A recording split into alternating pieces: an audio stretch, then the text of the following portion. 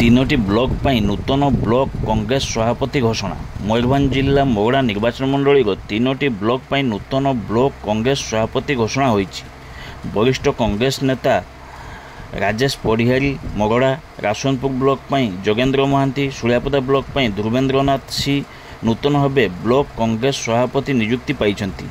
एने ओडिशा प्रदेश कांग्रेस कमिटी चिठी संख्या 204, 205, 206 रे प्रकाश पाई। आगामी साधारण निर्वाचन को आखि आगे रखी कांग्रेस तरफ एभली अदल बदल करा सहित आगामी निर्वाचन में कांग्रेस सुदृढ़ हेबो बोली कहिसेंति नूतन सभापति माने। एथिपाई सेमाने ओडिशा प्रदेश कांग्रेस सभापति शरद पट्टनायक, ओडिशा प्रभारी अजय कुमार, मोगड़ा कांग्रेस विधायक प्रार्थी प्रभास्कर महापात्र को कृतज्ञता जणाइछन्ति।